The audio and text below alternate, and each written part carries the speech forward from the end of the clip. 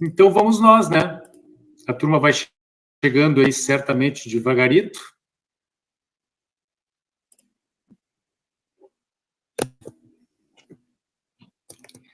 Deixa eu colocar no slide certo aqui, né? Que esse não é o certo. Isso. Então tá, minhas queridas amigas.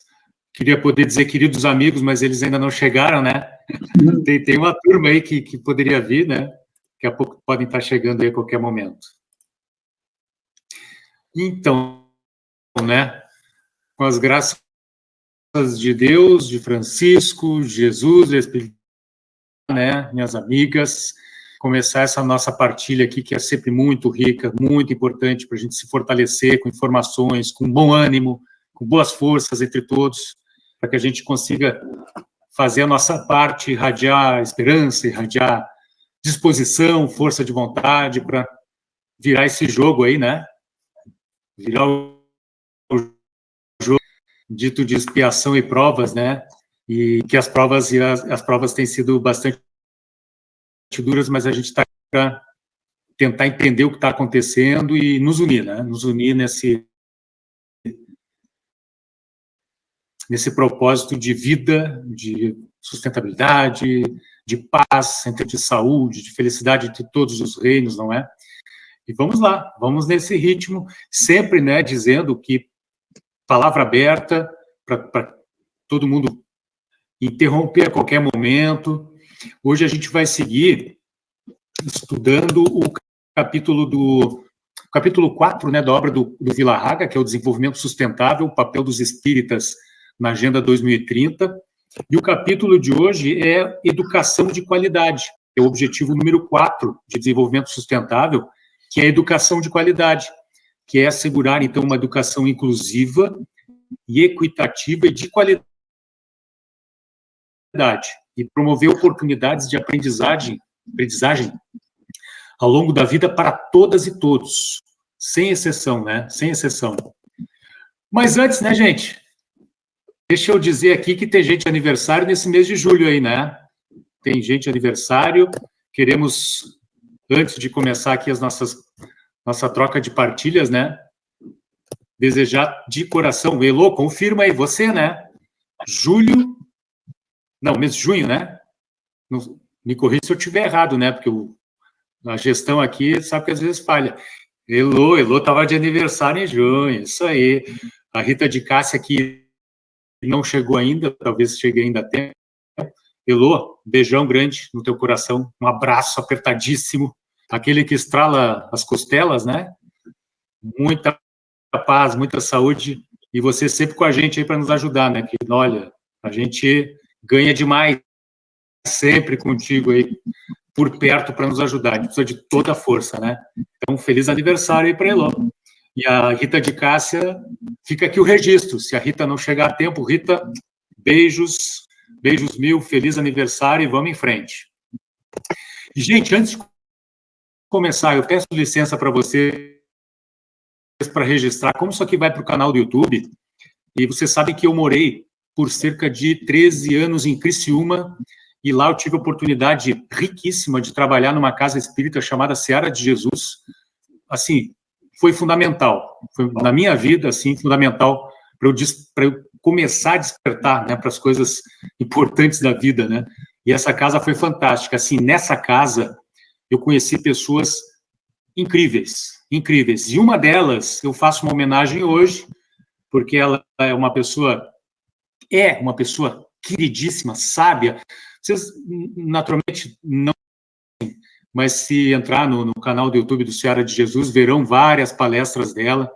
É uma senhora, assim, de uma sabedoria, de uma conversa, assim, maravilhosa. Eu tive o privilégio de ter muitas conversas com ela, muitas mesmo.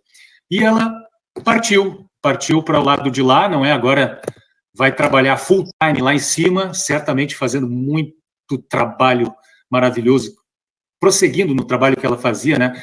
Que é a Francisca Vieira Helza, Chiquinha, né? Que foi uma honra e um privilégio ter conversado muito com ela, ter assistido palestras maravilhosas, ter aprendido. Chiquinha, beijos. Até breve, querida.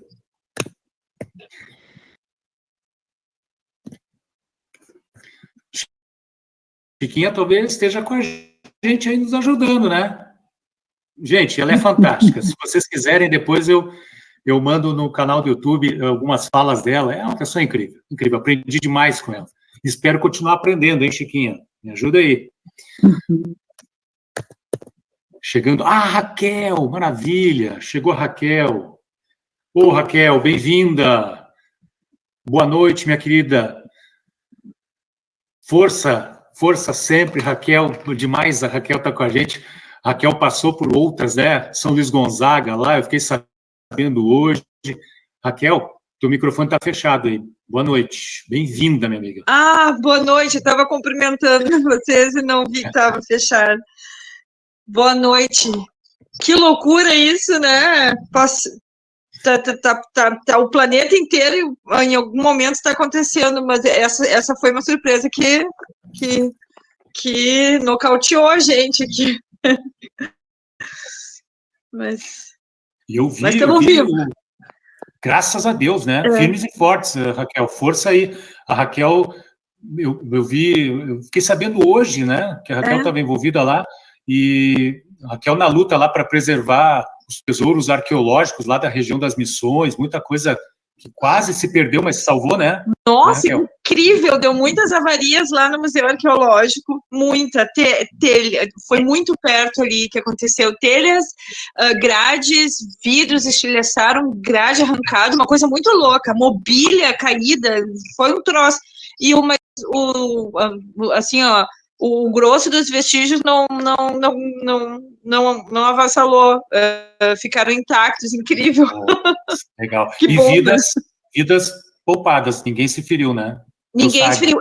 Eu ouvi falar que uma pessoa se feriu, caiu de telhado tentando arrumar. Uma pessoa se quebrou, assim, se machucou. Mas não ouvi falar de morte. Tá, coisa boa, beleza. Né? Beleza. Isso aí. Graças a Deus. Graças a Deus. Então, o pessoal está em choque aqui ainda, mas foi quase a metade da cidade. Foi foi mais de um terço, quase a metade. Mas tu vê, né, agora há pouco, Porto Alegre, todo Rio Grande do Sul, várias cidades com algum tipo de problema, né? Vamos lá, vamos nos dar as mãos, ninguém solta a mão de ninguém. Em força, estamos juntos aí, nossas vibrações por vocês aí, tá, Raquel? Vamos lá, vamos em frente, sempre juntos, sempre firmes. Sempre firmes e com esperança no futuro aí. Vamos lá, vamos em frente. Amém. Isso aí. Então tá, gente. Viu, Raquel? A gente vai falar hoje sobre o capítulo de educação de qualidade, né, da obra do Vila Haga. E a gente fez uma introdução aqui, deixa eu dizer que a Elô está de aniversário no mês de junho, né? A gente fez aqui umas vibrações aí, uns abraços para a Elô, que está de aniversário nesse mês de junho, esteve. E agora vamos lá. Vamos em frente. Educação de qualidade, então, né? Gente, a professora titular da Unicamp, Maria da Glória Gon, apresentou um estudo que permitiu distinguir e demarcar várias diferenças entre os tipos de educação, coisa que eu não sabia, que estou tendo a oportunidade de aprender aqui com vocês, né? Eu não sabia dessas diferenças. Quais são as diferenças, né? Existe a educação formal, que é aquela oferecida nas escolas, e essa ODS, esse Objetivo de Desenvolvimento Sustentável número 4, que a gente está tratando hoje, se refere a esse tipo, tá? Basicamente, esse tipo de educação, a formal. Embora aqui, ao longo do nosso papo, a gente vai fazer uma ponte entre essa educação de qualidade e a educação informal também, sabe? Que é a educação dada na família, no bairro, no clube, nos amigos, nos centros espíritas, nos templos religiosos, enfim, fora da escola, educação informal. E a não formal, que é no mundo da vida, né? Essas experiências doidas que nós estamos vivendo. Olha, gente, quem reencarna agora nesse século, fim do século XX, início do dia do XXI, está passando por um processo poderoso de educação não formal, né? Mundo da vida, experiências, todo santo dia uma experiência que nos fortalece, né? Que nos enriquece. Nem todas experiências fáceis, não é? Mas que vão moldando a gente, não é? Ô, chegou a Andréia aí, querida. Bem-vinda, Andréia. Beijos mil. Boa Chegou noite, no início, obrigada. tá? Ótimo. Valeu, minha amiga. A gente vai hoje no capítulo 4, Educação de Qualidade, objetivo número 4, né, na obra do Vila Haga. E começamos aqui falando, ele traz uma classificação do que é educação, né? Educação formal, aquela das escolas, educação informal, aquela na sociedade como um todo, e a não formal, que é no mundo da vida, nas experiências, compartilhamento de experiências, né? E assim, gente, nos tipos informal e não formal, onde mais e como, né, nós podemos obter educação e instrução de qualidade para nos fortalecer, para seguir em frente nessa vida, levar adiante uma vida em que a gente saia dela um pouquinho melhor do que entramos, não é? E, de preferência, que façamos o bem para quem nos cerca, esteja perto, esteja longe, seja humano, seja não humano. Como fazer isso, né? Para fazer isso é fundamental educação e instrução. Não há dúvida nenhuma disso. Tudo passa pela educação, tudo passa. E aqui a gente faz uma diferença, né? A gente não, Vila Haga estabelece uma diferença pedagógica aqui sobre o que seria educação e o que seria instrução. A instrução é aquela história, né, de quem possui formação escolar, acadêmica, está instruído. Está instruído. Embora quem esteja instruído não seja necessariamente educado. E aí fica a palavra aberta para vocês concordarem ou discordarem ou acrescentarem qualquer coisa. Porque nem sempre os diplomados, né, os instruídos são, digamos, têm os seus valores bem ajustados, né, os seus princípios éticos, não são nem sempre necessariamente educados.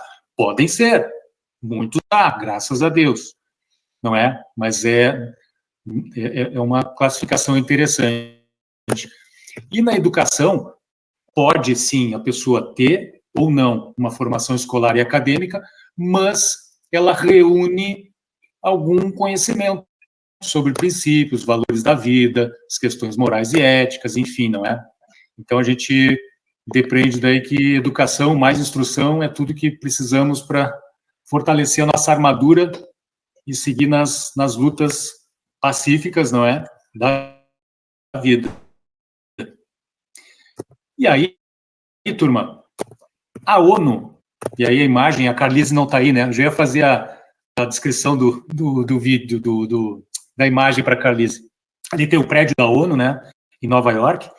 A ONU nos fala que em 2018, 258 milhões de crianças e adolescentes em idade escolar estavam fora. Infelizmente é maior, porque, pelo jeito, nem todos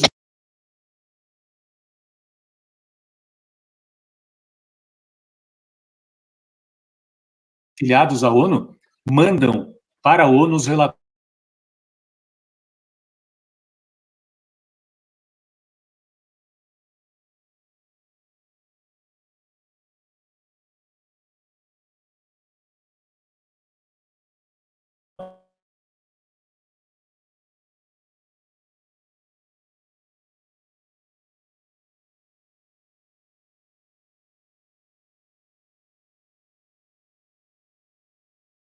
anuais dos seus países.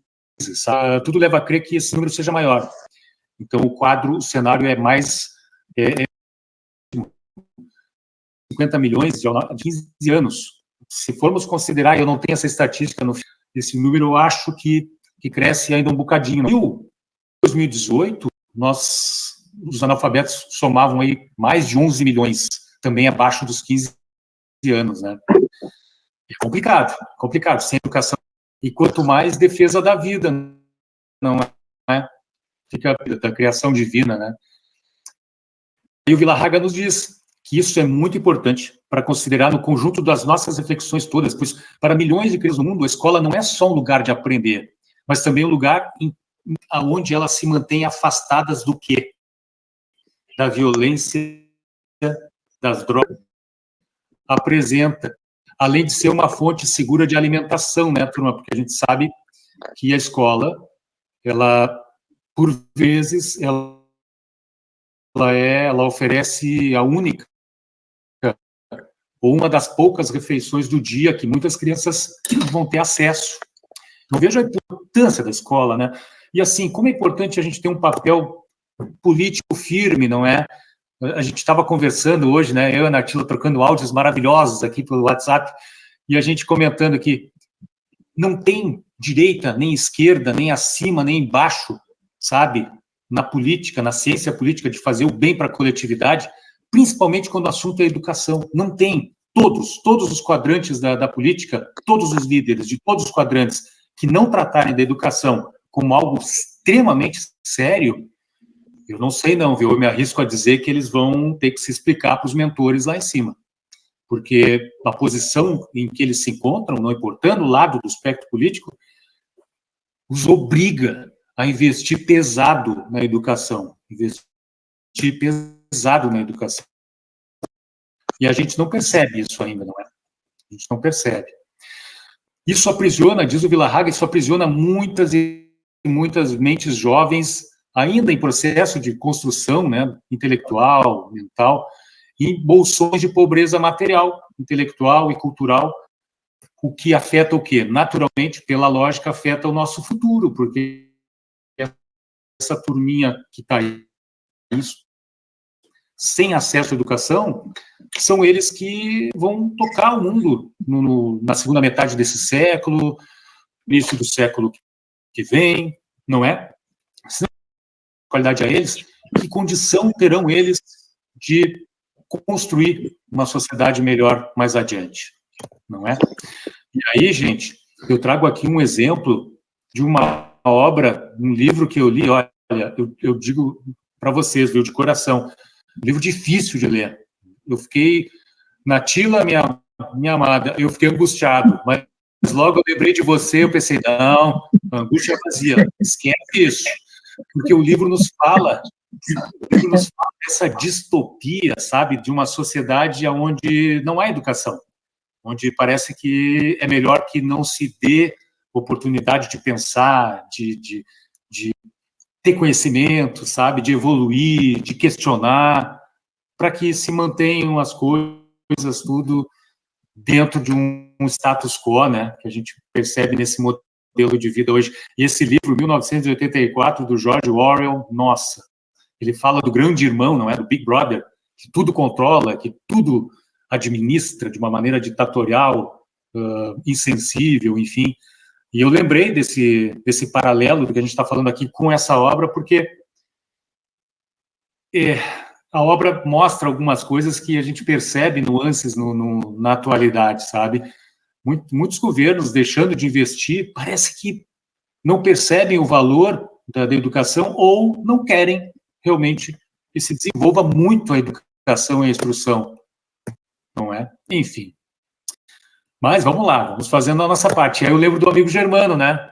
Do Instituto Amigo Germano, que tem a escolinha aí contigo, ao Centro Espírita, que é um exemplo de escola. Né? A turma que é do Amigo Germano que está aqui, Natila, Elô, quem mais? Natila, Elô, que sabem muito bem o que é essa escola, né? O ensino, a maneira, a pedagogia, é um negócio fantástico, que nos dá uma esperança para o futuro gigantesca, gigantesca. Mas aí, minhas amigas, o Vila-Haga prossegue aqui. Vocês me interrompam a qualquer momento, tá? Lilian, turma, galera aí, fica à vontade. Algumas perguntas que o Vila-Haga traz, tá, gente? Sobre educação, família e sociedade, por exemplo. Ele pergunta, será que é suficiente a educação formal, ou seja, da escola, para formar bons cidadãos que trabalhem pelo bem comum? Será que é suficiente? Será que os sistemas de educação dos países estão adequados para a formação de cidadãos conscientes no futuro, conscientes da sua interdependência com todos os elementos da criação divina? Será? Será?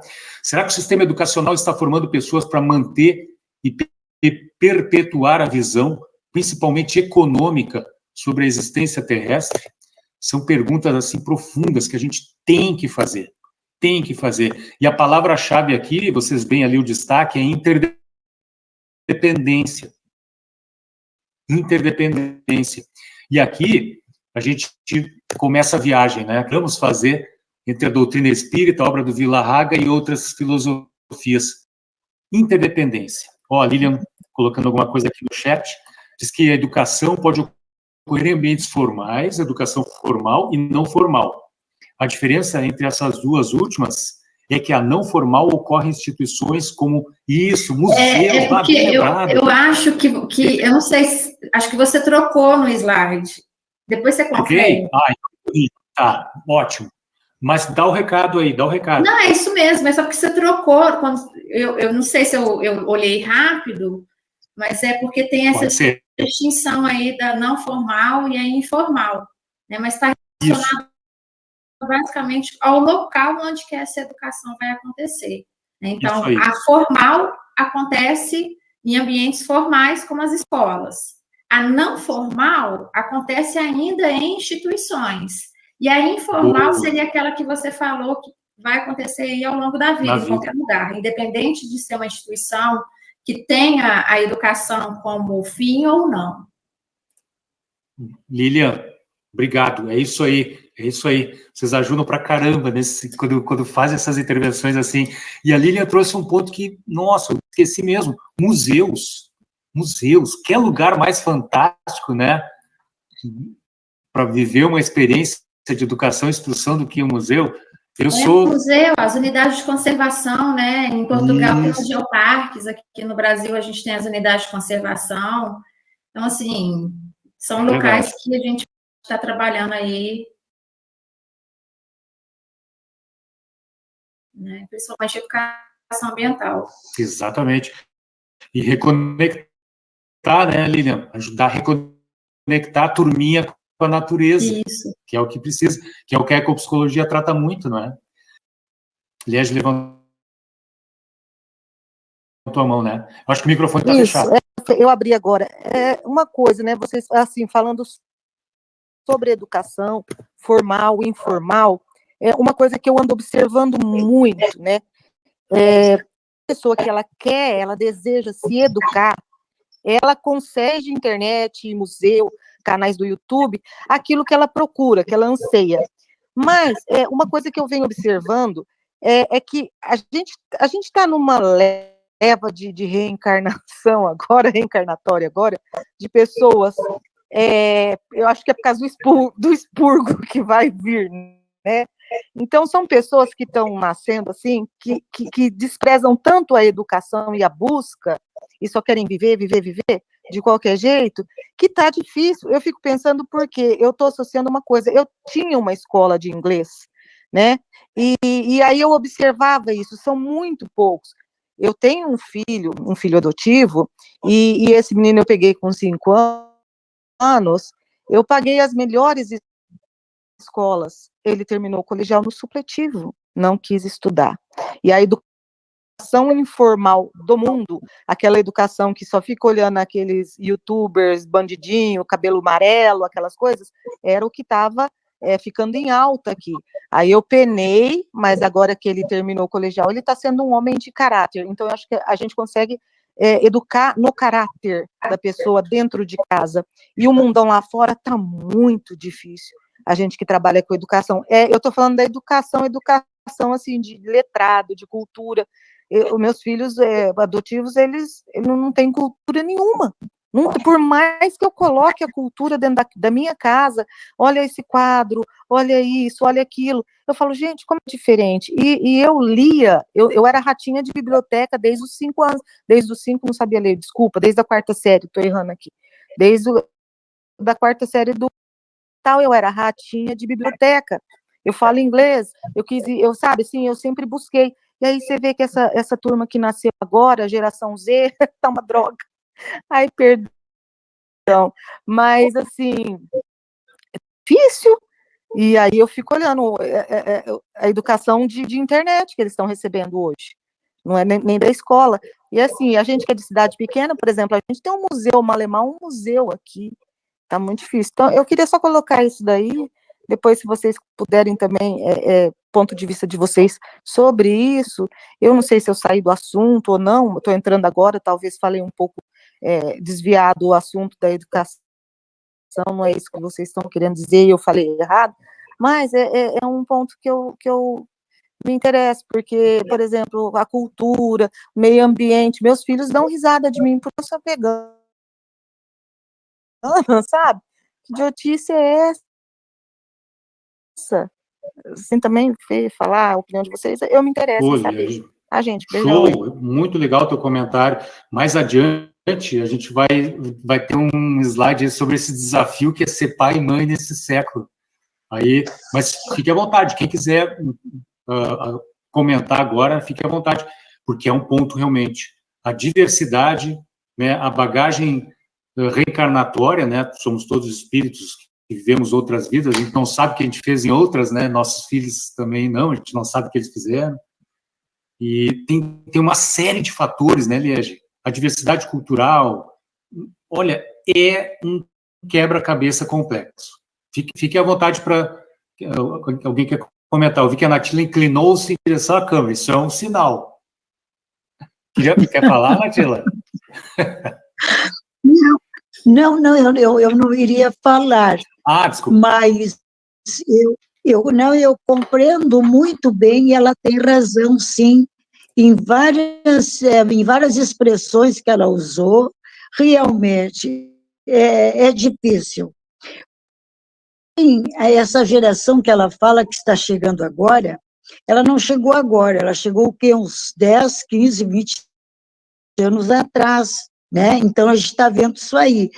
Mas eu creio que essa outra, os pequeninos, entende? Os pequenininhos que estão vindo, já vem já com uma visão, algo diferente, para melhor, mais positivo.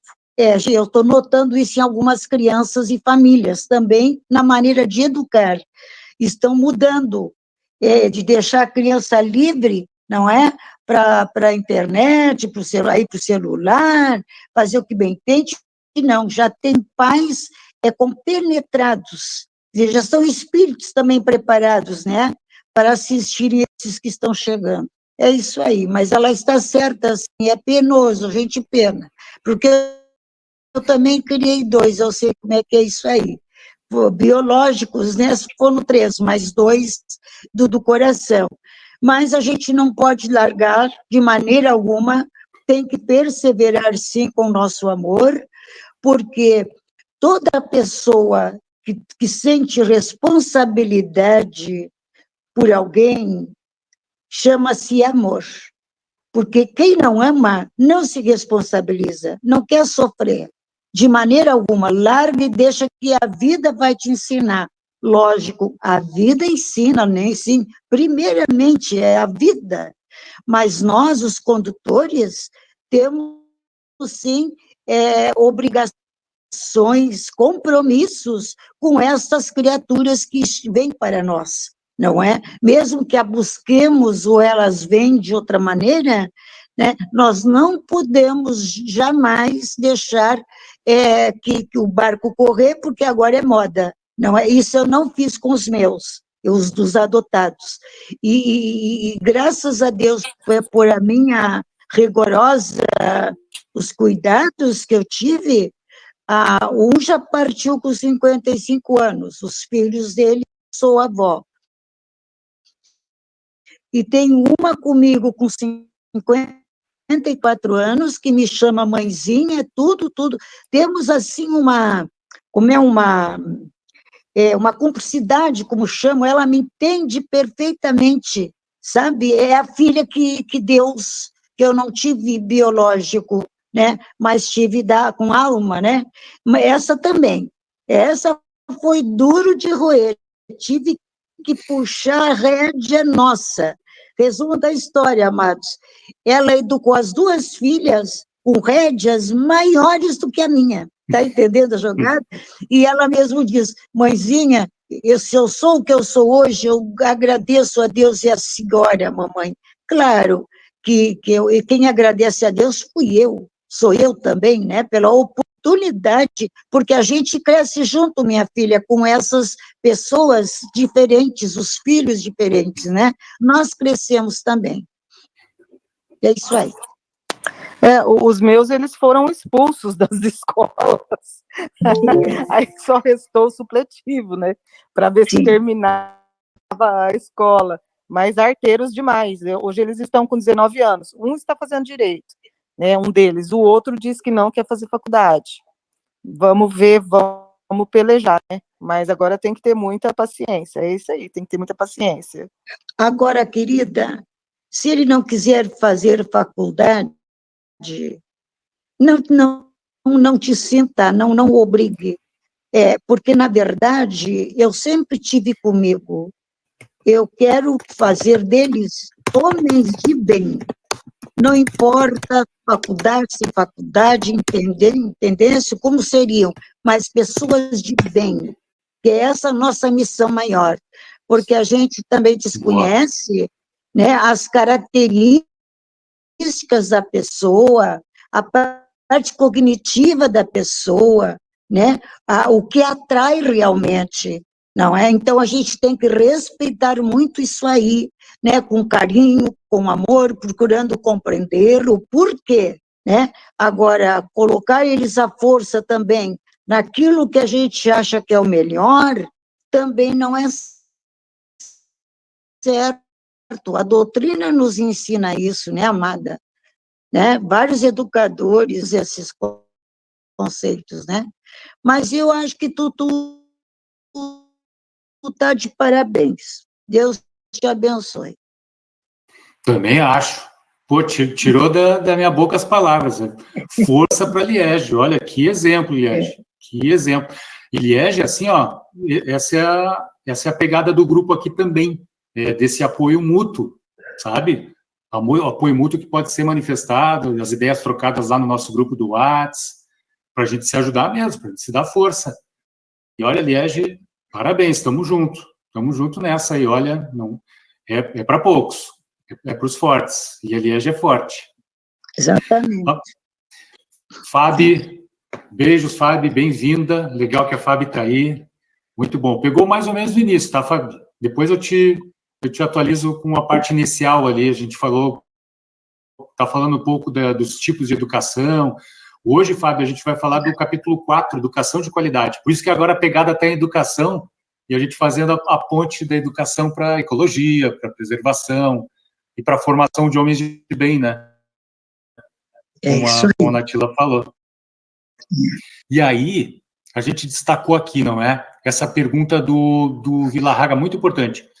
Será que os sistemas de educação dos países estão adequados para a formação dos futuros cidadãos, conscientes da sua interdependência com toda a criação divina, toda, pelo amor de Deus, sem exceção? Será que estão conscientes dessa interdependência? Interdependência é o nome do jogo, e aqui a gente faz as pontes, não é? As pontes que o Espiritismo deixa prontinhas para serem estabelecidas entre a própria doutrina e outras filosofias. O André Luiz, nosso querido Espírito André Luiz, que já falou que somos interdependentes, não vivemos em paz sem construir a paz dos outros. Quem mais? Gente, do taoísmo, Lao Tse, fundador do taoísmo, ele vai o taoísmo se não me falha a memória, 2.500 anos atrás, mais ou menos, talvez um pouco menos. Ele diz que separatividade, ou seja, não interdependência, é ilusão. Não, vejam isso que ele disse. Não pode haver eu e o outro. E com isso, um querer possuir mais que o outro. Se pensarmos que somos todos um, como posso roubar a mim mesmo? Gente, maravilhoso. Isso que é sabedoria oriental, assim, milenar, que está falando o mesmo tema que a doutrina está falando, e que o Vilarraga está falando. Mas tem mais. No budismo, o conceito já mencionado aqui de sunyata e o vazio. Sunyata fala do vazio, do conceito do vazio, mas aquele vazio criativo. E aqui se faz a conexão com o vazio de independência. Não somos vazios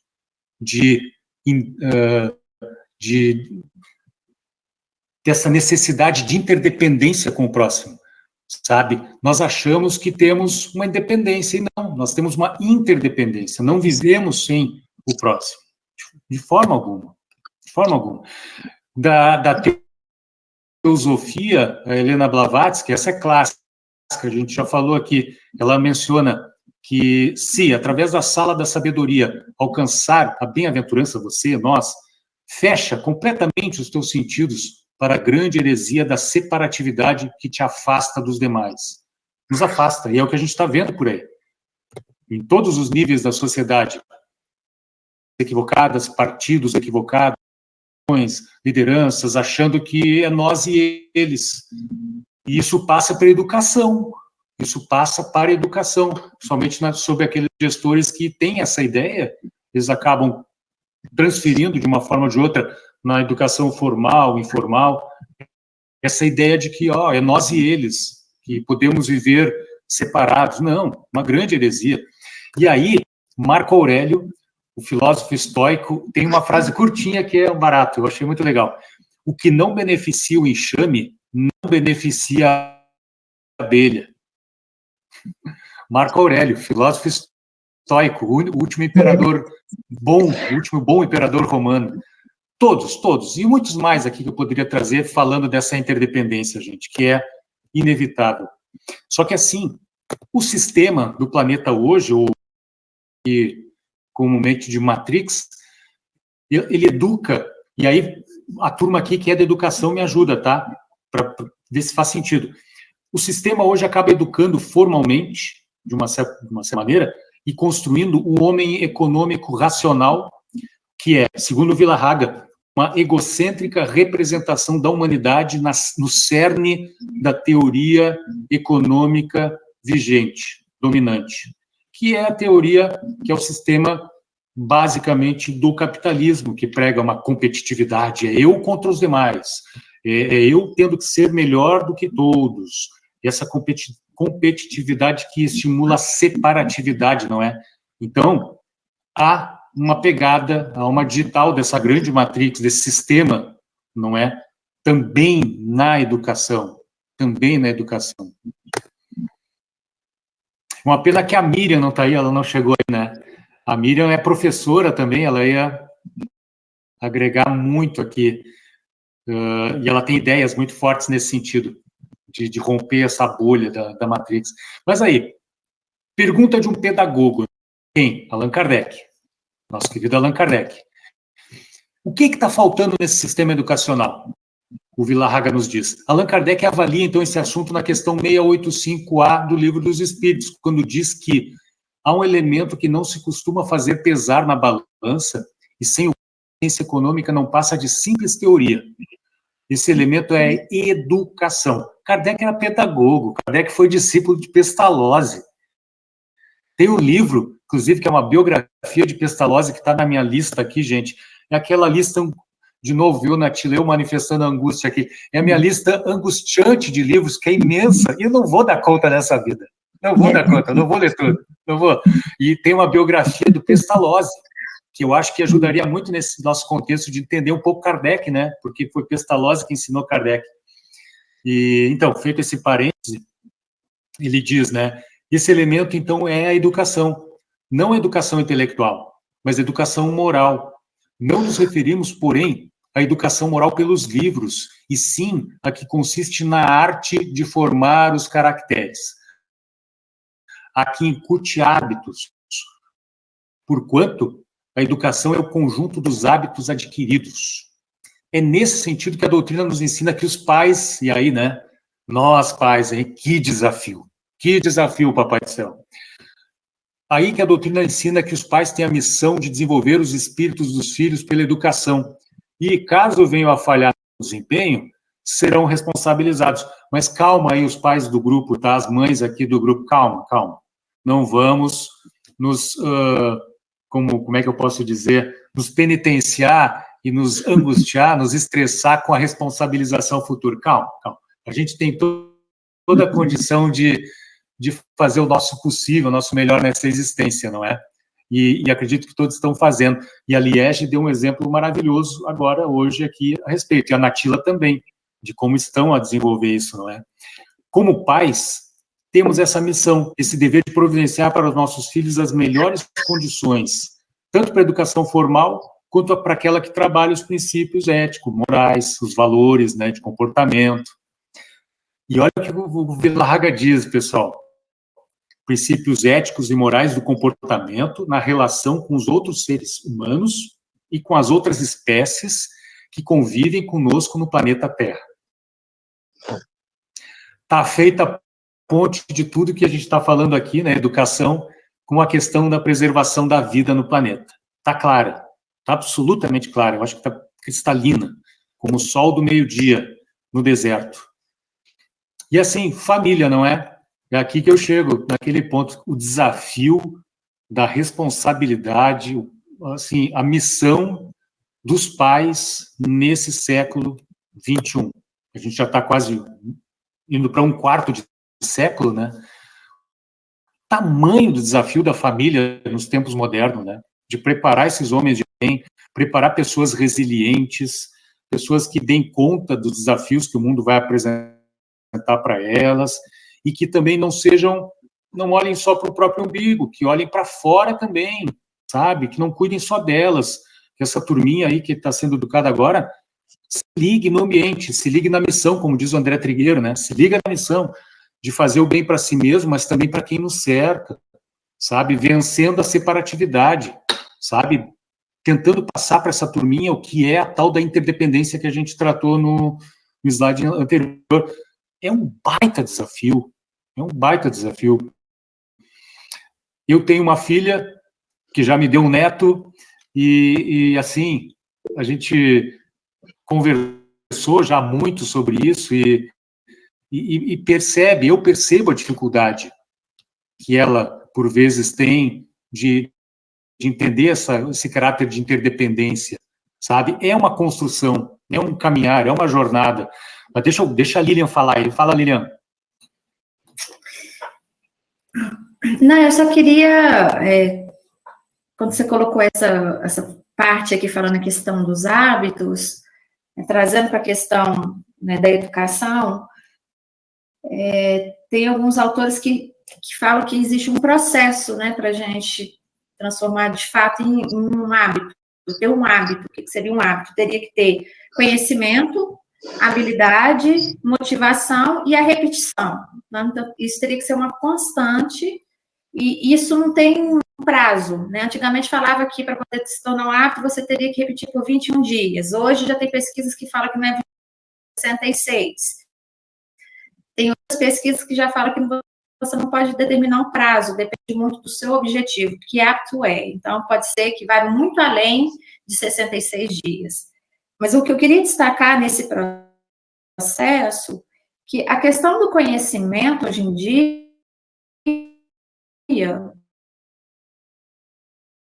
né, como foi colocado, a gente tem também é fácil da gente trabalhar. Conhecimento e habilidade não é problema. Acho que o problema maior é a motivação. Porque a motivação, eu acho que o desafio é a motivação, porque ele foge um pouco do domínio nosso enquanto educador, enquanto você que está aqui, por exemplo, mediando esse grupo, porque isso é interno. Por mais que a gente crie, né, algumas estratégias para poder motivar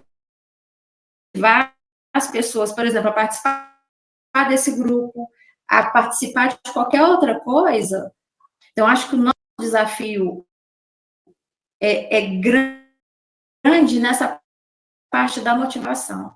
Como que a gente trabalha essa motivação, sabendo que o grande incremento, né? E a outra coisa que eu queria falar também é que quando você falou aí também da questão dos hábitos, é que eu me lembrei de uma frase do Chico Xavier, que a melhor forma de convencimento é o exemplo. Né? Ele falava que tanto para o bem quanto para o mal, aquilo que a gente está fazendo é uma referência, é o exemplo. Então, é melhor do que a gente falar, é a gente demonstrar em atos.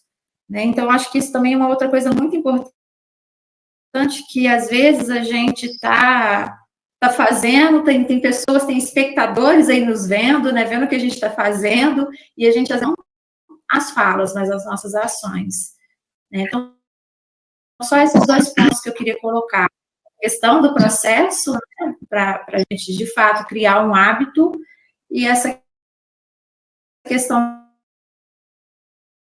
do exemplo. Com licença, filha, eu estou de pleno acordo. Stephen Covey, um livro ele é um psicólogo que já partiu de tudo isso que tu estás falando. Nós aprendemos isso no Caminho da Luz, lá com a nossa irmã já falecida, doutora Paula Mulden.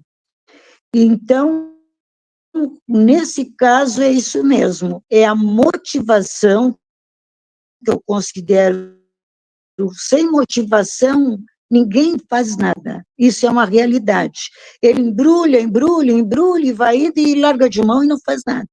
Agora,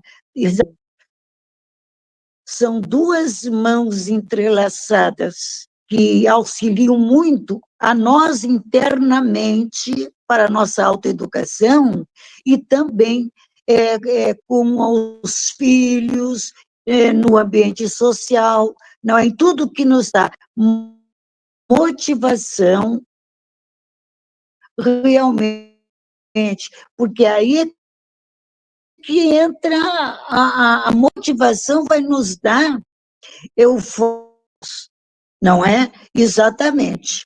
Parabéns. Mandaram bem demais, Motivação, e eu acho que junto com a motivação, propósito, né? Propósito de vida também. Sim. Gente, eu vejo no CVV, sabe? No Centro de Valorização da Vida. Lilian, é isso. Natila, é isso que vocês estão colocando. Sabe, pessoinhas lá dos seus 10, 12, 14 anos, chegando num estado emocional crítico para conversar um bocadinho, desabafar e tal, e com essa crise da motivação.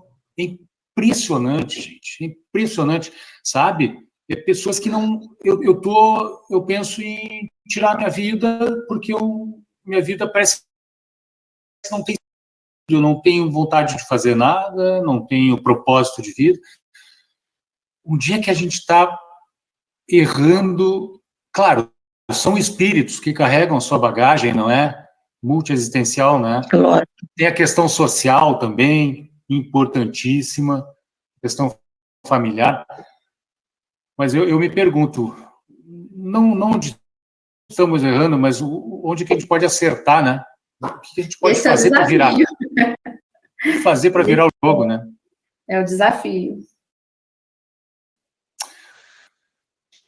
A gente tenta, humilde, dizer para as pessoas, olha, tua vida é importantíssima, valiosa. Se não tem agora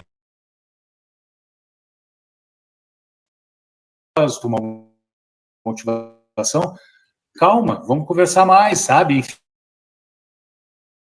Enfim, tentar trazer a turma para a conversa, para o autoconhecimento, para tentar, enfim, não precipitar nenhuma atitude, não é? Mas olha... Porque eu vou falar minha opinião agora, assim, você falou essa questão de valor, a sociedade que a gente vive tem um valor, e existe, a gente deu serviu ou não ao sistema que a gente vive, a gente tem o nosso valor. Só que, infelizmente, a gente vive, a gente é muito medido pelo nosso valor, né? Às vezes, pelo o meu grau de consumo, né? Existe muito essa questão da comparação, então, acho que isso acaba detona muito emocional, principalmente, como você disse, crianças, dos pré-adolescentes, que estão começando, né, a ter um amadurecimento emocional, intelectual, e, assim, eles não têm uma força muito grande para poder, né? Então, assim, acho que essa questão de valor está muito relacionada com a questão cultural, com esse sistema que a gente vive. E aí a gente tem que aprender a ver alguém. E, de novo, isso também é um desafio, né? A gente conseguir mostrar isso. baita desafio. Não, e agrega-se a esse desafio toda a situação ambiental da biodiversidade que o planeta enfrenta, ou seja, porque essa turminha que vai tocar o planeta amanhã, e aí como fazer com que eles vençam esses desafios e ainda por cima desenvolvam essa consciência do todo, não é? Da coletividade, todos os reinos da vida, do cuidado que precisam ter. Gente, por isso que eu digo, é um baita desafio nesse século XXI.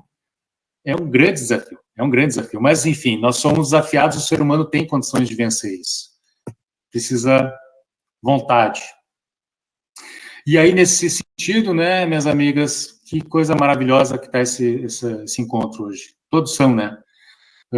Nesse sentido, nunca a ideia de rede de apoio foi tão fundamental, foi tão importante. Porque se os pais falham na missão, eventualmente, porque os pais também vivem os seus desafios, não é? Pessoais também. Eles também precisam resolver os seus problemas, também precisam administrar a sua relação com a natureza. Eles também são humanos, não é? Nós somos humanos. E assim, se os pais falham, eventualmente, na missão, familiares, amigos, escola, religiões, ONGs, toda a sociedade precisa atuar como rede. E a gente precisa dar um jeito de viabilizar que essa rede funcione, de ajudar, de estimular que ela funcione, não é? Legal acontecendo por aí no mundo que nos mostra que é possível virar esse jogo. E o Vila-Haga apresenta isso no livro, que é o projeto chamado Amigos do Zip. Amigos do Zip. O que é isso? Isso surgiu, é um projeto que surgiu na Inglaterra, em 1990, e chegou no Brasil 14 anos depois. E é um programa de educação emocional para crianças lidarem com os problemas cotidianos. Fantástico! Meu Deus, se eu tivesse isso na minha infância, quanta coisa fantástica. Adivinha onde foi plantado? Adivinha. No Centro de Convivência Infantil, que é gerido por qual projeto? O projeto do nosso amigo Vila-Haga, fantástico. Ele plantou isso lá em 2009, 81 crianças. Só que no Brasil, desde que esse projeto chegou, mais de 220 mil crianças foram atendidas por esse projeto em 45 cidades do país. É muita gente, não é que a gente gostaria. E agora, quem sabe, adiando tudo que aprenderam em termos de resistência emocional, não é? E tem jeito sim, né? Tem jeito sim. Assim, um outro exemplo, excelentes exemplos que existem por aí e que a gente tem que dar uma olhada.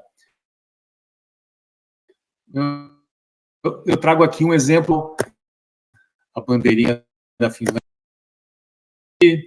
A Finlândia, gente, em 1970, traz alguns detalhes sobre isso, em 30 anos, eles transformaram o sistema medíocre que tinham num modelo de educação pública, sabe? Segundo os finlandeses, a educação pública de alta qualidade não é resultado só de políticas educacionais, mas também de políticas sociais. A Lilian fala todas as crianças oportunidades e condições iguais de aprendizado. E um ponto fundamental aqui, né, para as professoras aí do nosso grupo, foi a valorização sem precedentes do professor, através de programas de formação para o magistério e a geração de, assim, excelentes condições, melhor dizendo, de trabalho e de renda. É uma luta, sabe? Quando tem vaga de professor, tem muita gente querendo ser professor, justamente por conta desse sistema que está bem ajeitado, funcionando perfeitamente bem lá, não é? E esse sistema que atende ao Objetivo de Desenvolvimento Sustentável número 3, saúde de qualidade. Ele atende também. Por quê? o Villahaga fala aqui, depois dessa reforma na Finlândia, resume assim o pensamento do país lá sobre educação. É uma obrigação moral, pois o bem-estar, em última análise, a felicidade do indivíduo depende do conhecimento, das aptidões e das visões de mundo que são proporcionadas por uma educação de qualidade. Vemos aqui a profunda relação da educação. E digo mais, tá? Isso péssimo aqui a apresentação, Finlândia e Suécia. Digam aí o que vocês acham disso. Finlândia e Suécia deram um passo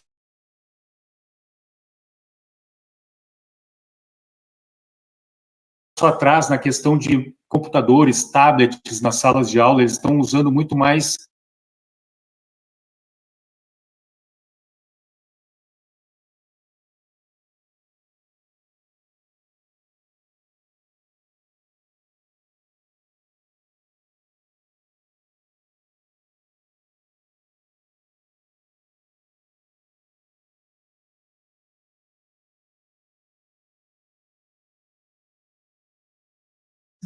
recursos analógicos, sabe? Tem pouco computador de lado nas salas. Eles se deram as tecnologias. Vejam. Que interessante, né, Natila? Que interessante. E se eles que são meros, opa, tem alguma coisa aí realmente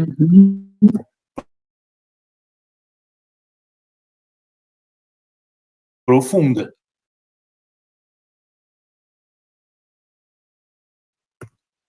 Fantástico, fantástico. Aí o Villahaga prossegue com mais perguntas, não é? Quais conhecimentos e que visão do mundo estamos apresentando? E aí a Lilian falou, né? O exemplo, né? O exemplo. Eu gosto sempre de lembrar Francisco aqui, né? Com os frades lá dele. Francisco dizia, pessoal, saiam a pregar o evangelho por aí. O exemplo mesmo, eu gosto muito dessa pegada franciscana. E aí segundo o Espiritismo, nos orienta sobre os fatores vitais que devemos cultivar para o nosso crescimento espiritual. Amai-vos, conceito lá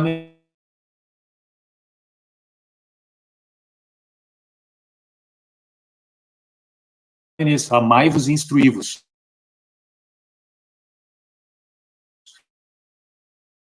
Instruir-se é adquirir conhecimentos, criar a sua compreensão dos deveres, educar, instruir, para fazer instruir para obter uma visão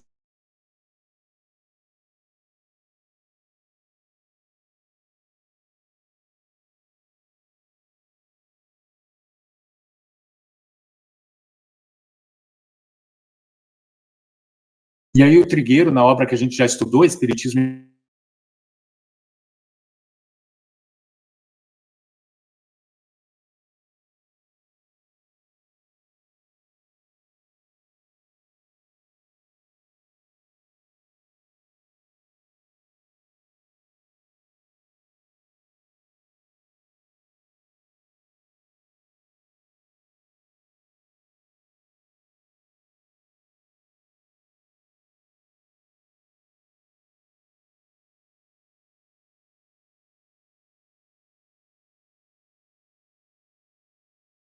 a espiritualidade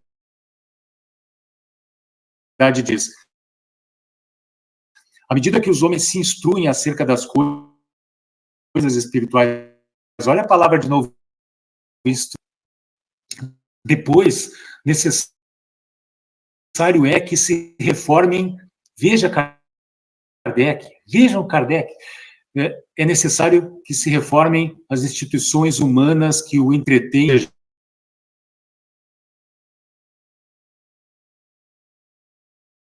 é o espiritual, é a amiga, por uma pergunta do pedagogo Kardec. Então, vejam, né, como a gente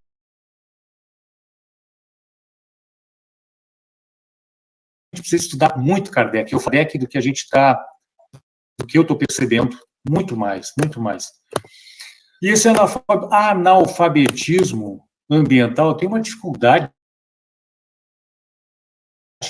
motora produzir em pronunciar essa palavra analfabeto, porque a gente ainda está acomodado com essa matrix, falsamente confortáveis com ela, com essa matrix especista, que com todos os requintes de dor e de morte, de sofrimento, matrix da mineração, da guerra, a matrix para que não tem condições de alugar ou comprar o seu teto, a matrix da religião, a matrix digital, com essa matrix.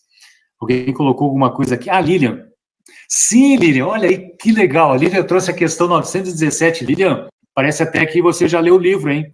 Eu acho que a Lilian já leu, hein? Ela trouxe a questão 917, qual é o meio de destruir o egoísmo? O Vila-Haga fala disso logo adiante, dessa questão. Não, eu não li o livro, não, é porque eu fiz uma palestra semana retrasada sobre, a gente está conversando e eu estou relembrando, né, o que eu estou tentando buscar paralelos, e aí quando você falou do egoísmo, eu peguei dos meus slides aqui, porque casava. Muito bom. E Lilian, tá gravando a palestra? Ah, sim. Ah, então, por favor, compartilha com a gente lá no grupo do WhatsApp, se você não se importar. Tá bom, vai ser muito bom, porque a gente vai aprender, não é? A gente precisa aprender. Tá. Compartilha lá. Então, ele fala adiante, né, da 917, a gente vai mencionar ela aqui de passagem.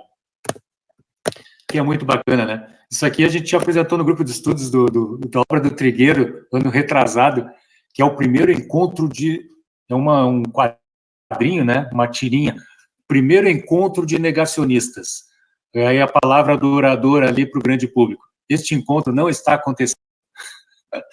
Eu acho muito, muito legal é um humor inteligente, assim, para mostrar um pouco a quantas anda essa questão do analfabetismo ambiental também, não é? No planeta. E aí, gente, educação de qualidade versus analfabetismo ambiental, falta de educação e falta de instrução. Por que essa imagem, vocês devem certamente achar que eu sou meio maluco, né? E acho que não tem, assim, uma certa razão. A praticante do Tai Chi Chuan, não sei que vocês conhecem o Tai Chi Chuan, é uma meditação em movimento, é um negócio fantástico que eu quero aprender. Lindo, né, Natila? E é uma maneira muito interessante de meditar, de se concentrar nos movimentos, e é uma arte marcial também, é uma arte de defesa milenar chinesa, não é? Por que isso, né? Qual é a relação que eu estou tentando trazer aqui? Vejam se faz sentido, tá? Tai Chi Chuan é uma meditação em movimento. Qual é um dos objetivos do Tai Chi Chuan?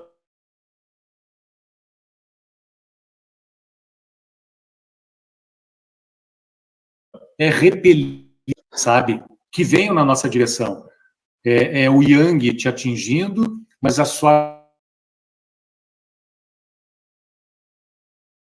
suavidade, efetividade do Yin, o Yang Yin, tá? Qual é a ponte que eu estou fazendo aqui? Vejam se faz sentido, simbolicamente, talvez que suavemente temos que repelir esse analfabetismo em todas as áreas, principalmente no ambiental, que é o nosso jogo aqui, né? Repelir isso com a firme solidariedade de que, a Lilian falou, tem que dar o exemplo em prol da coletividade. Então, eu achei interessante, porque o Tai Chi Chuan fala de repelir, e repelir para que a gente fique no centro, que a gente fique bem, para que a gente se estabilize, fiquemos fortes, espiritual, mentalmente, fisicamente, porque está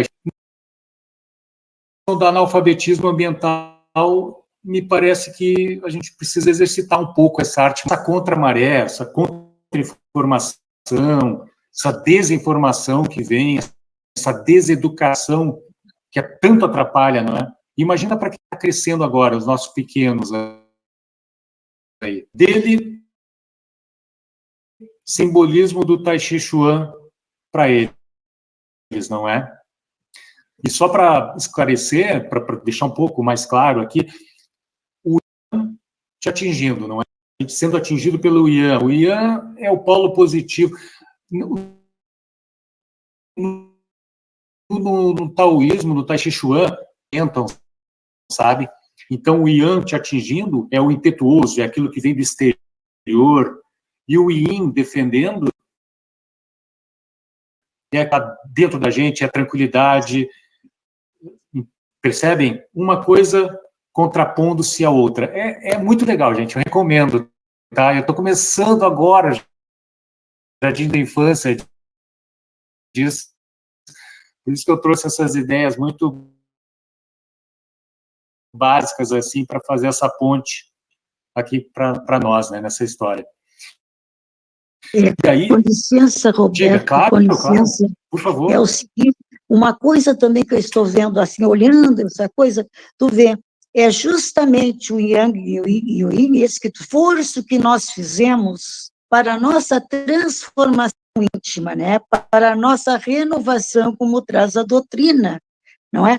Agora, tu vês, isso aí é uma técnica maravilhosa, como tem tantas outras, que realmente nos auxiliam, sim, a vencer o homem velho, né, para o homem novo, integral.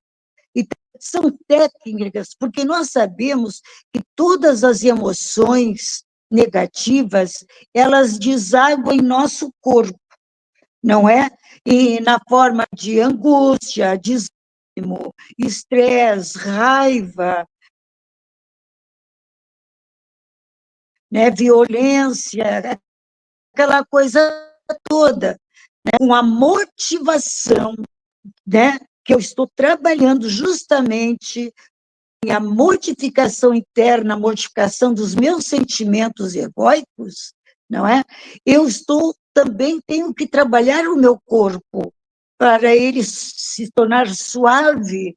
Agora tu vês, né? Então aquele braço tu vai para receber, né? Mas a volta, a autodefesa é sem agressividade. Eu acho isso muito bacana, para mim serviu muito, sabe? Quer dizer, um quadro, né? É isso aí. Isso mesmo. Né? É isso aí. Agressividade, cumprir a nossa missão sem agredir. É isso Exato, aí. é isso aí. Porque ele aí já é o teu corpo e o espírito mutuamente trabalhando. Em sintonia, né? Exatamente. Perfeito, equilíbrio, né? Bem claro, centrado. É. Isso mesmo, é isso aí. Gente, aí o Villarraga prossegue aqui falando de educação e reforma das instituições, não é? Ele mencionou a pandemia da Covid, que mostrou a fragilidade, o despreparo, a falta de organização de muitas entidades, muitas instituições no ambiente social, inclusive no meio político. E ele diz que vemos as consequências disso na extrema desigualdade socioeconômica, na falta de oportunidades, no racismo, violência contra as mulheres, na falta de cuidado com o meio ambiente. Mas ele pergunta como reformar essas instituições, como curar todos esses males que acometem a sociedade. E aí, viu, Lilian, que vem por isso que eu achei que você tinha lido o livro, ó, no comentário sobre a resposta dada pelos espíritos, a questão 917 do livro dos Espíritos de Kardec. Kardec discorre acerca da educação e diz que a cura só se obterá se o mal for atacado em sua raiz, isso é, pela educação. Não por essa educação que tende a fazer homens instruídos, mas pela que tende a fazer homens de bem, um e outro, né? A educação, convenientemente entendida, constitui a chave do progresso moral.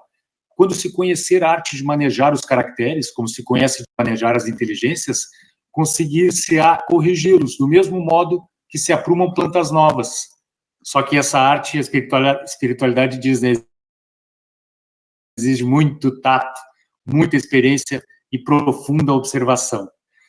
Ou seja, trabalhar no individual, na construção de homens e mulheres de bem, sem deixar de lado as ações imprescindíveis também pela coletividade, no sentido de cuidar da coletividade no que diz respeito à saúde física, a questão do prazer saudável, a questão do autoconhecimento profundamente urgente, a questão do meio ambiente, da ética animal, que a gente fala aqui, questão social e política, que temos falado muito, a questão das opressões mais diversas, não é? De gênero, etnia, raça, xenofobia, tanta coisa nesse sentido, porque tudo isso, todas essas dimensões estão ligadas, estão diretamente impactando na paz ou na falta de, na saúde total ou na falta de todos no nosso planeta, não é? Sem exceção alguma. E aí, Meimei, né? Meimei, eu adoro Meimei, porque ela nos fala dessa experiência comunitária. Ela diz tudo o que nós precisamos fazer para atender os irmãos da experiência comunitária. É o animal que te esmola a proteção, é a planta que exige respeito, a fonte de água que espera que a gente faça a defesa dela, o ambiente em que a gente vive, que conta conosco para o equilíbrio dele, naquele sentido, que nós trabalhemos, então, nesse conjunto abrangente todo, para que todos tenham paz, saúde e felicidade. É isso que Meimei nos diz. E aí, na obra do Vilarraga, ele traz também referências muito legais de psicólogos.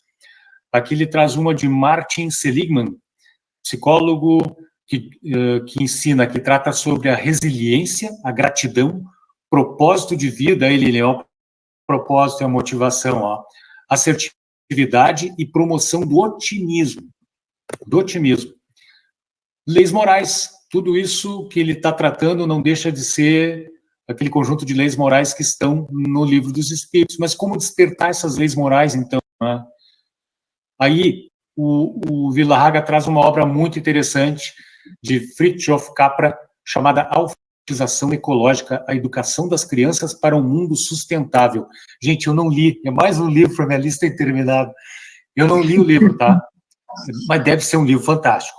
Eu não sei se alguém aqui leu, se leu, fica aberto para dar o seu testemunho. O Vilarraga nos traz aqui alguns resumos, né? O Capra nos fala dos métodos para o despertar. Contágio moral, relações abertas, pessoa a pessoa, pessoa a grupo, livros, exemplos, biografias, filmes, museus, unidades de conservação, parques. Prática moral, desenvolver virtudes pela prática, os exemplos, não é? É preciso oportunizar isso em todos os níveis e dar um foco na criançada, então nem se fala. E o diálogo aberto, desde a infância, num ambiente de confiança e sem sonegação, sem sonegar as dificuldades da vida para a criançada, sabe? Sem dourar demais a pílula, mostrar para elas de uma maneira adequada o mundo que as espera. E dar força para elas, dizer, olha, vocês podem vencer, estamos juntos, enfim, só que precisamos crescer entendendo o que é viver dentro de uma experiência comunitária saudável, pacífica e feliz, não é? Deve ser um livro fantástico, viu? Deve ser uma obra muito interessante. E assim, para reconectar os educandos com a natureza, as escolas, sugestão do Vilarraga, deveriam ter hortas, pomares, jardins, que seriam salas de aula ao ar livre e proporcionar essa vivência para a turma, essa vivência diária para as crianças, os jovens, para que elas se reconectem com as plantas, com os animais que fazem parte, os insetos que fazem parte desse ecossistema. Dessa forma, tendo a oportunidade de acompanhar as plantações e se alimentando do que plantaram. Isso é maravilhoso, maravilhoso. Se alimentar do que planta é fantástico. A Carol, que está aqui, não me deixa mentir. A nossa hortinha aqui, que é pequenininha. Gente, a nossa horta rendeu, sabe quantos quilos de fava? Que é uma delícia. 60 quilos de fava. Uma horta minúscula, pequena. Tem fava congelada até agora. Que maravilha! É bom demais. Vocês não fazem ideia de como é bom fava, de tudo que é jeito, refogada, assada, purê de fava, massa com molho de favas. Nossa! E é proteína pura. Uma delícia. É muito bom comer o que planta. E assim, gente, tudo tudo que foi tratado até aqui, absolutamente conectado, alicerçado na questão ambiental e ético-animal, como a gente está vendo. Educação e consciência planetária. O planeta Terra é o nosso lar nessa existência. Devemos conservá-lo, cuidá-lo, para que possamos continuar usufruindo dos recursos e serviços que ele nos presenteia, não é? E que foi um presente de... É preciso atentar para isso. E ainda na questão 685 do Livro dos Espíritos, Kardec analisa que, considerando-se a aluvião de indivíduos que todos os dias são lançados na torrente da população, sem princípios, sem freios, e entregues aos próprios instintos, sem motivação, serão de espantar as consequências desastrosas que daí decorrem dessa falta de envolvimento, dessa falta de estrutura, de caracteres, de virtude, de valores. A desordem e a imprevidência são duas chagas que só uma educação bem entendida pode curar. E aí, a gente está falando, então, aqui de que é preciso cuidar do indivíduo, da evolução individual, mas também, por outro lado, cuidar da evolução coletiva, olhar socialmente, culturalmente, de forma abrangente, para o coletivo. Isso me lembra, sabe o quê? De novo, as minhas conexões malucas aqui, não é? Um conhecimento antigo, do Antigo Egito, na figura de Hermes Trismegistus, que diz, num dos seus princípios herméticos, né? Por isso, hermético vem do Hermes, não é? O que está em cima é como o que está embaixo, e o que está embaixo é como o que está em cima. Qual é a conexão disso, né, Roberto Maluco? Essa máxima hermética traz a ideia de que as leis e os fenômenos que regem o universo são os mesmos tanto no macro quanto no micro. Em outras palavras, o universo pode ser compreendido a partir de cada coisa que ele contém. O mesmo mistério que rege as grandes galáxias rege também o interior dos átomos, das células e dos homens.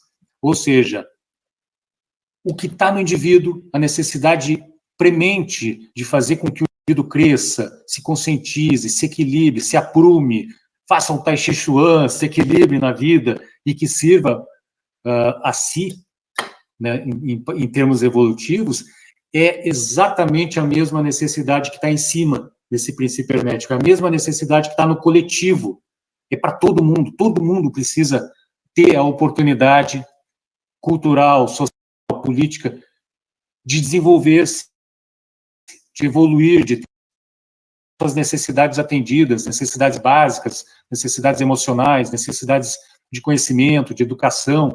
Por isso essa ponte, sabe, que eu procurei estabelecer, não sei se ficou muito claro, do que está em cima está embaixo, o que está embaixo está em cima. Se está no indivíduo, se o indivíduo é sólido, se o indivíduo está saudável, a sociedade vai andar saudavelmente também. Se o indivíduo está em paz, a sociedade como um todo tende a caminhar para essa paz. É o que está em cima, o que está embaixo, o que está dentro está fora. E isso dialoga com o quê? Kardec, conexão espiritismo e hermetismo. Trabalhar pelo indivíduo, enquanto se promove a saúde do tecido social e coletivo. Isso está, gente, num artigo maravilhoso de Kardec no livro Obras Póstumas, um artigo chamado As Aristocracias. Recomendo, porque ele dá o embasamento para isso que a gente está falando aqui. Então, assim, sim, pode parecer maluquice, mas hermetismo, Antigo Egito, está conectado com Kardec também, nessa questão do indivíduo e do social. Mas assim, né, turma, já encaminhando para o final, tá? Não abusando da paciência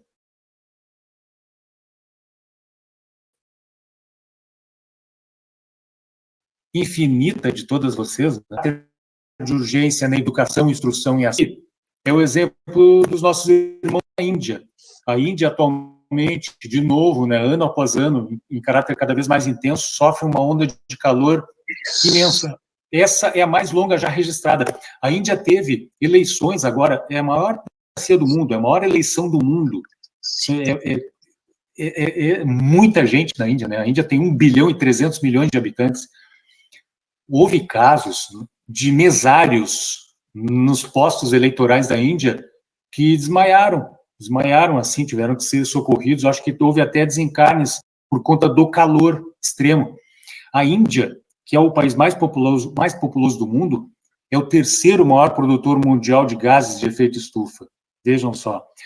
E olha só o desarranjo, a falta de sintonia entre o político, entre as elites políticas, e a necessidade de trabalho pelo meio ambiente. O plano da Índia é reformar sua economia para atingir zero de emissões de gases líquidas até 2070. 70. Nós estamos em 2024. 2070, quer dizer, de agora até 2070, são quantos anos? 46 anos, né? 40 é meio século. Quanta coisa vai acontecer ainda em meio século? Percebem como o caráter de urgência realmente é efetivo e precisa ser assumido não só por nós, aqui na base, mas também pelas elites, pela matrix que a gente chama? Complicado. Aí que está o caráter de urgência. E esse caráter de urgência, ele tem repercussão, sabe aonde? Na obra A Semente de Mostarda, do Espírito Emmanuel. Emmanuel nos diz o seguinte: faz o possível para que não deixes passar um só dia da tua existência sem prestar algum serviço ou auxílio a esse ou aquele ser vivente de qualquer espécie da natureza. É o tio Emmanuel dizendo que não dá para deixar um dia. E sabe com quem que isso dialoga? De novo, os estoicos, né, com o imperador Marco Aurélio, filósofo. Ele diz nessa obra Meditações que não vivas como se tivesses 1000 anos à tua frente. O destino está ali ao virar da esquina. Torna-te bom enquanto a vida e o poder ainda te pertencem. Ou seja, aproveita agora. Vamos fazer o que for possível agora, sabe? Por nós e pela coletividade, pelo planeta. E aí, gente, hoje, eu acredito assim que nós, do AMAV, estamos fazendo um movimento que já deveríamos ter feito antes. Mas vamos começar hoje e com a ajuda de vocês, tá? Critiquem, sugiram, sabe? Deem ideias, porque esse trabalho é nosso. Primeiros socorros ecopsicológicos. Nós vamos conversar um pouco sobre isso, porque tem muita gente por aí que realmente está ansiosa, que está angustiada, que está muito preocupada, justificadamente, pelo estado de coisas do planeta, não é? Que está sofrendo por algo que nós já tratamos aqui, que se chama ecoansiedade. Isso, tá, minhas amigas? Eu percebo isso em várias frentes, sabe, com as quais eu tenho oportunidade de me comunicar, de me relacionar. Aqui mesmo no grupo do AMAV, lá no MOV, no CVV, sabe, nas entidades que prestam atendimento emocional, rede de proteção à vida, a gente percebe essa angústia, essa impotência, acabam se afetando com o que está acontecendo, não é?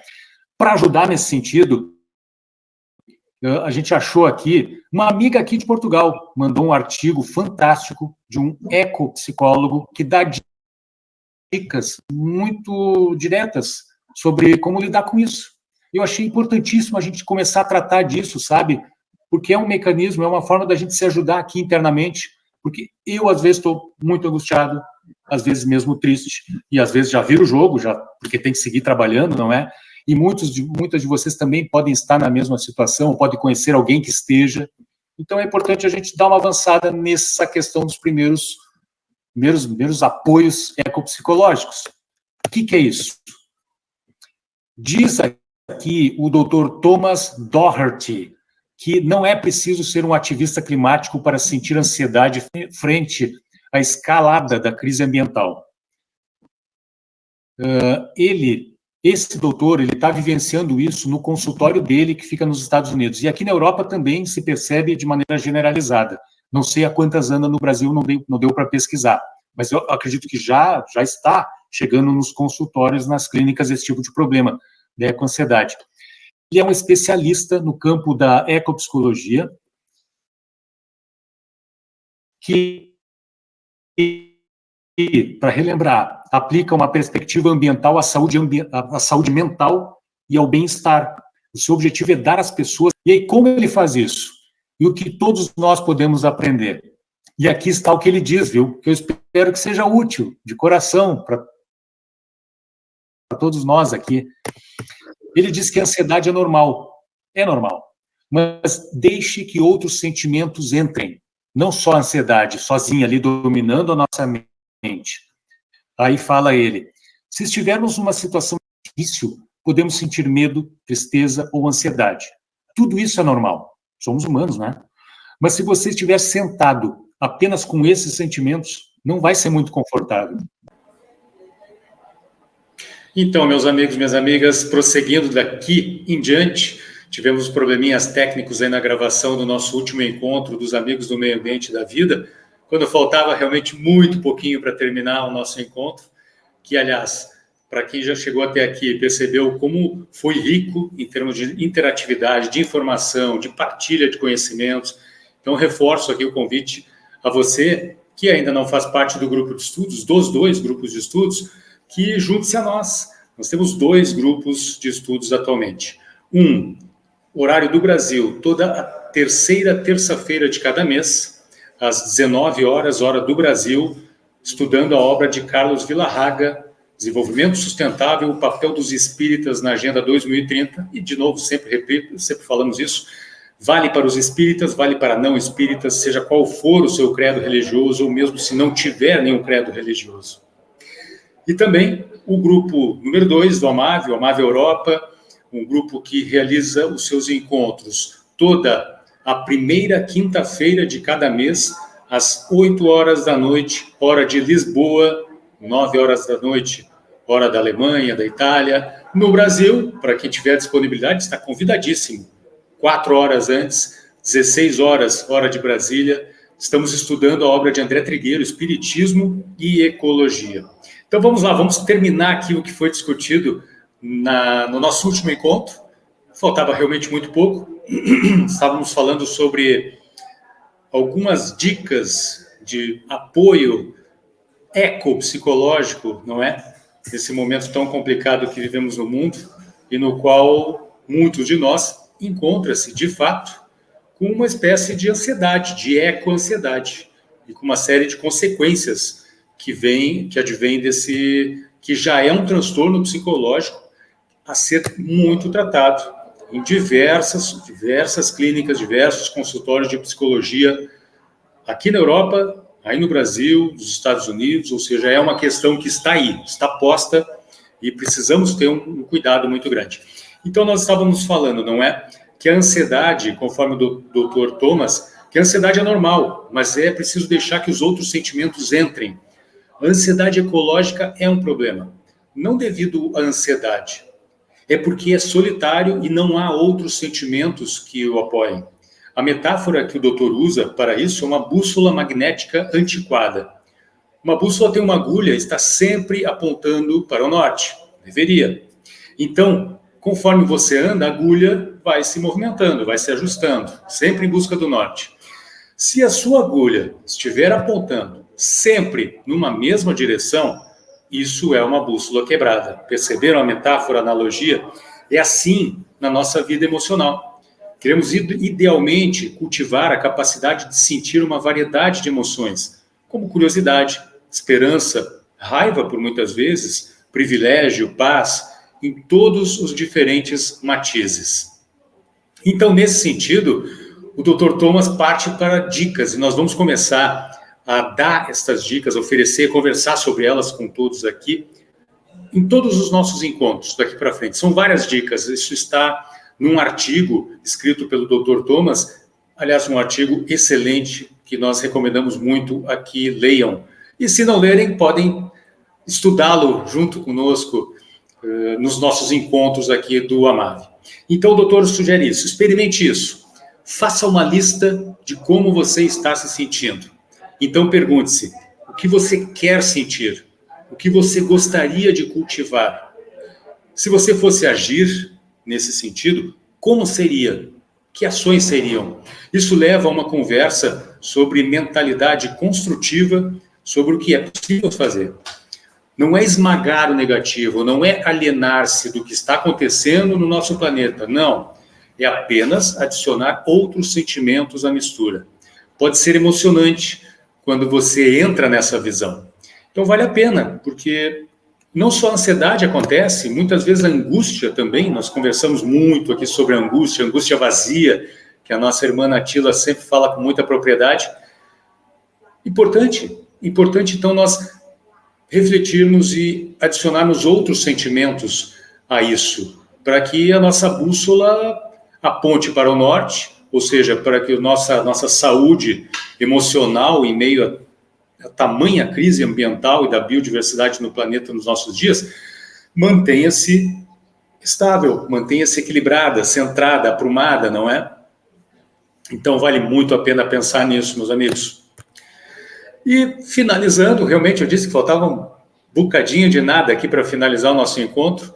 Como sempre, o nosso querido amigo Carlos Orlando Villarraga aponta propostas, sugestões concretas sobre o que pode ser feito. E, aliás, trabalhar nessas sugestões, nessas propostas, diga-se de passagem, é um excelente remédio para combater o quê? A ecoansiedade, a ansiedade, a angústia que nos invade, porque nós estaremos cientes de que estamos fazendo a nossa parte nessa história. Então, assim, quais são as ações sugeridas na obra do Villarraga e outras mais? Uma verdadeira força contra a angústia e a descrença. Ele sugere aqui: ofereça cursos de alfabetização para adultos nos centros espíritas e reforço escolar. Entendam aqui, quando se fala centros espíritas, extrapolem para quaisquer outros ambientes de outros credos, ambientes de outras partes da sociedade, não necessariamente ligadas à religião, qualquer recanto de nossa sociedade. Programe seminários práticos de pedagogia para os educadores da educação espírita infantil e da mocidade, juventude espírita. Leve os educadores espíritas a vivenciar momentos de aula ao ar livre, a perceber como a natureza oferece uma infinidade de temas para as aulas. Realize aulas de educação espírita infantil em parques, jardins, hortas e espaços abertos. Realize seminários práticos sobre a formação de novos hábitos de convivência com o meio natural. Incentive a educação em sustentabilidade com uma visão espiritual.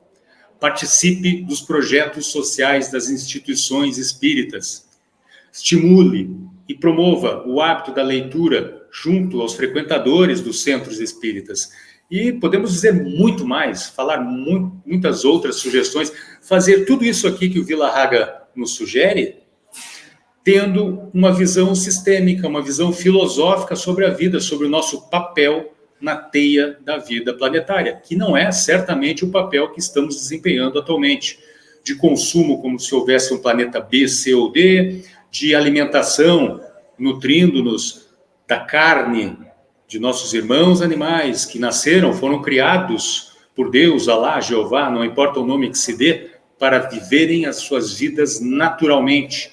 Afinal de contas, temos 1001 opções para, então, satisfazer as nossas necessidades básicas alimentares, deixando viver os nossos irmãos. Enfim, tanta coisa que pode se falar aqui, só nessa parte das ações sugeridas pelo Villarraga, pode-se discorrer sobre inúmeras outras. E nós aqui no grupo do Amave estamos a todo instante postando, divulgando ações nesse sentido. Então fica aqui o convite, siga o Projeto Amave nas redes, @Projeto Amave, Facebook e Instagram. E também, se você está aqui agora no nosso canal do YouTube, inscreva-se aqui, ative o sininho para ser alertado sobre uma nova postagem. Estamos trabalhando aqui, a equipe do Amave, trabalhando firme para manter um site, as redes, o canal do YouTube, extremamente dinâmicos no sentido de, efetivamente, despertar consciências, assim como nós aqui estamos despertando, estamos no gerúndio, despertando as nossas para a realidade dramática do planeta em termos ambientais, ético-morais, ético-animais, sociais, enfim. Então, meus amigos, perguntas. O Villarraga faz algumas perguntas sempre muito importantes. Por exemplo, A metodologia e a didática usada na educação espírita infantil estão suficientemente atualizadas? O que estou fazendo para cuidar da obra divina na natureza? Como posso melhorar minha educação e a daqueles que estão sob minha responsabilidade e ou proximidade? Quais hábitos devo mudar para melhorar meus relacionamentos? Como incluir os elementos da educação positiva na educação de meus filhos, netos e aqueles que estão por perto? E, por último, qual é a função da biblioteca e da livraria na instituição espírita? Só essas perguntas aqui também já abririam espaço para 1000 debates, 1000 contribuições. Então, meus amigos, complementando o que foi o nosso grupo de estudos do último dia 18 de junho, estas são as palavras finais. Fica aqui a saudação de toda a equipe do Amigos do Meio Ambiente da Vida, nosso abraço a todos e o nosso convite. Venham conosco nessa jornada de conscientização e de proposta de ações concretas para virar o jogo ambiental do nosso planeta imediatamente, para começar a virar, não é? Um grande abraço a todos e até a próxima.